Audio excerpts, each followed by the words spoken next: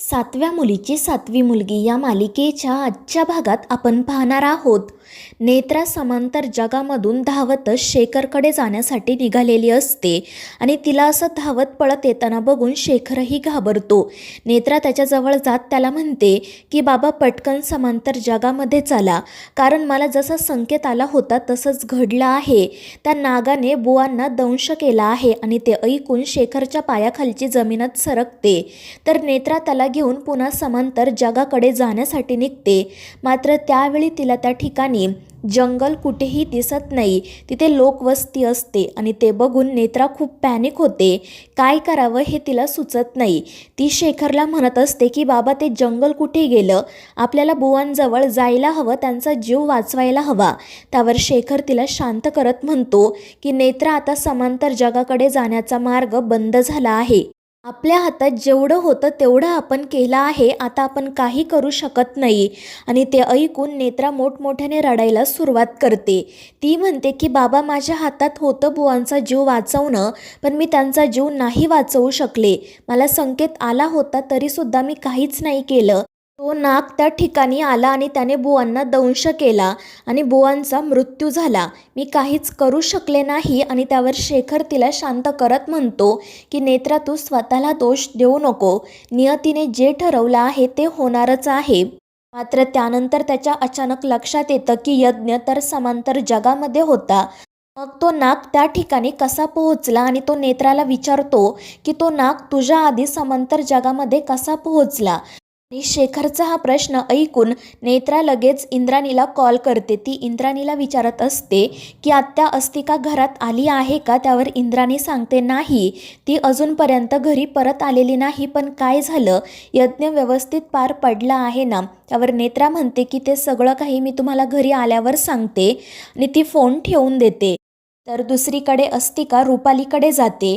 रुपालीने अस्तिकाला जो आदेश दिलेला असतो तो अस्तिकाने पूर्ण केल्याने रुपाली खूपच खुश असते आणि अस्तिकाचं कौतुक करते.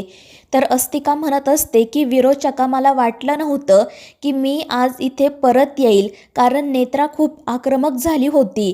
मी धारातीर्थी पडेल असंच मला वाटलं होतं, पण मी थोडक्यात वाचले. आणि त्यावर रुपाली म्हणते की काळजी करू नको, जोपर्यंत या विरोचकाचा विजय होत नाही तोपर्यंत तुलाही काही होणार नाही.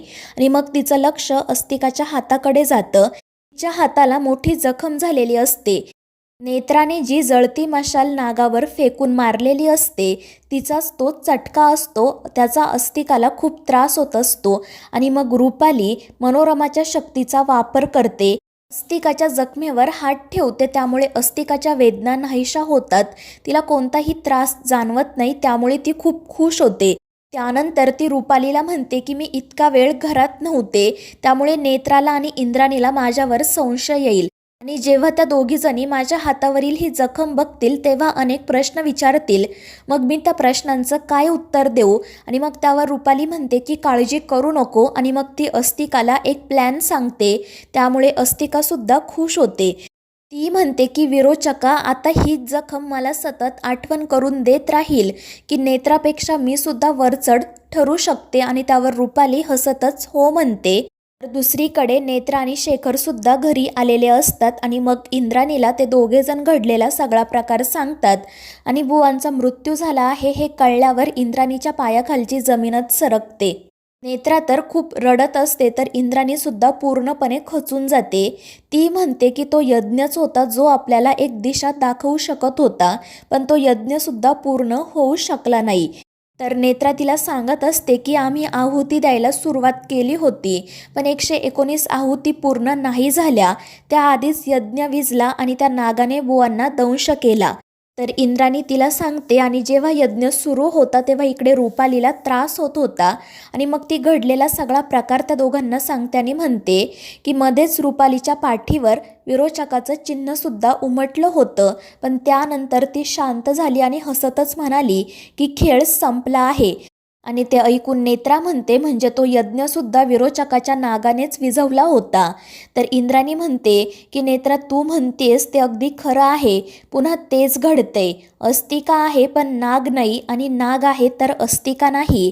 आतासुद्धा अस्तिका घरात नाहीये आणि तो नाग यज्ञाच्या ठिकाणी होता.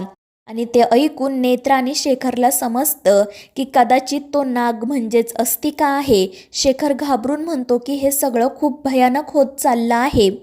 तर नेत्रा इंद्राणीला विचारते की ती घरात पुन्हा आली का? त्यावर इंद्राणी म्हणते नाही. तर नेत्रा तिला सांगते की आपण तिच्यावर लक्ष ठेवायला हवं, आता काहीही होऊ शकतं. त्यावर शेखर म्हणतो मी सुद्धा त्या रुपालीवर नजर ठेवतो आणि मग तो तेथून निघून जातो. तर इंद्राणी नेत्राला फ्रेश व्हायला सांगते. त्यावर नेत्रा म्हणते की तोपर्यंत अस्तिका येईलच, मग आपण बोलूया तिच्याशी. आणि मग ती तिच्या रूममध्ये जाण्यासाठी निघते आणि त्याच वेळी अस्तिका दरवाजातून आतमध्ये येते. ती रागातच नेत्राकडे बघत असते. तर नेत्रा तिला विचारते की कुठे गेली होतीस तू? त्यावर अस्तिका म्हणते की अगं मी किचनमध्ये कॉफी बनवत होते, त्यावेळी मला खिडकीत नाग दिसला. मी त्याला पकडण्यासाठी बाहेर गेले आणि मी बाहेरच होते. मी त्याला शोधण्याचा खूप प्रयत्न केला पण तो काही मला सापडला नाही. त्यावर नेत्रा म्हणते ठीक आहे आणि मग अस्तिका तेथून जाण्यासाठी निघते आणि त्यावेळी नेत्रा तिच्या हातावरती जखम बघते. तिला जंगलामध्ये घडलेला प्रकार आठवतो आणि ती अस्तिकाला थांबवत विचारते की तुझ्या हाताला काय झालं आहे? त्यावर अस्तिका म्हणते की लागलं आहे. तर नेत्रा म्हणते नाही, ही भाजल्याची खून आहे.